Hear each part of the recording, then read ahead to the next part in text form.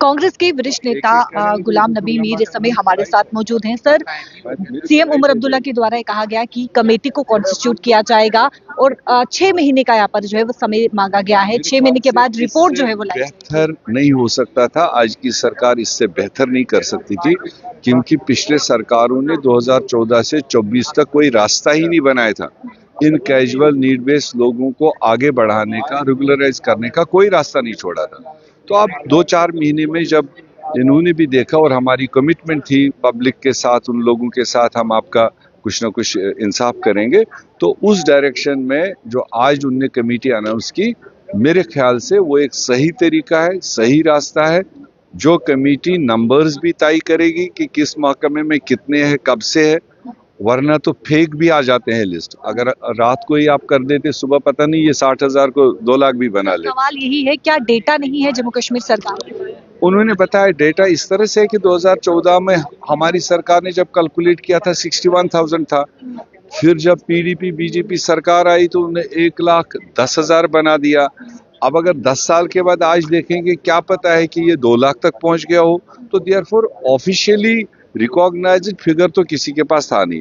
इसीलिए ये कमेटी बिठाई गई कि कुछ पैरामीटर्स होंगे उसमें, उस पैरामीटर में जितने लोग आते हैं उनका फिगर कितना बनता है, फाइनेंशियल रिक्वायरमेंट कितनी होगी, और फिर कानूनी तौर पर सरकार कौन सा रास्ता इख्तियार करेगी जिससे जो ये काम करने वाले उनको तहफ़्फ़ुज़ मिले। कल डेली वेजर को जो है वो लाठीचार्ज भी हुआ। आज असेंबली में भारतीय जनता पार्टी ने भी काफी हंगामा किया।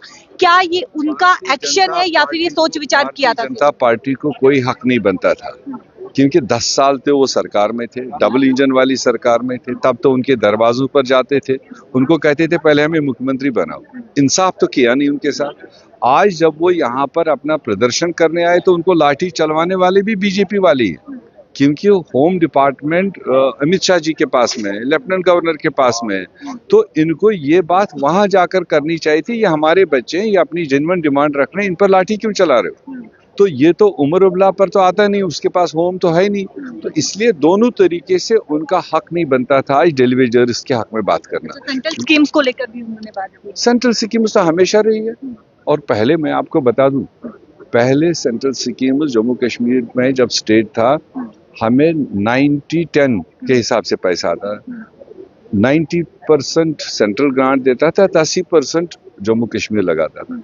अब तो 100% मतलब जम्मू कश्मीर को वो खर्च करना पड़ रहा है। स्कीमें उनकी है मगर खर्चा हमको देना पड़ता है। तो वो चीज तो अभी यहाँ मौका नहीं मिला बहस करने, आगे डिपार्टमेंटल डिस्कशन है उसमें उठाएंगे। बहुत बहुत शुक्रिया बातचीत करने के लिए। देखिए, डेली वेजर के लिए बहुत बड़ी खुशखबरी है कि एक कमेटी जो है वो कॉन्स्टिट्यूट की जाएगी। साफ तौर पर सीएम उमर अब्दुल्ला ने असेंबली में ये कहा है कि कमेटी जो है वो गठित की जाएगी और 6 महीने यहाँ पर समय मांगा गया है, यानी कि रिपोर्ट जो है वो 6 महीने के बाद दी जाएगी। और बहुत बड़ी खुशखबरी, क्योंकि डेली वेजर लगातार इंतजार कर रहे थे कि कब उन्हें रेगुलाइज किया जाएगा। कैमरा पर्सन अश्वनी के साथ शिल्पा शर्मा, जम्मू।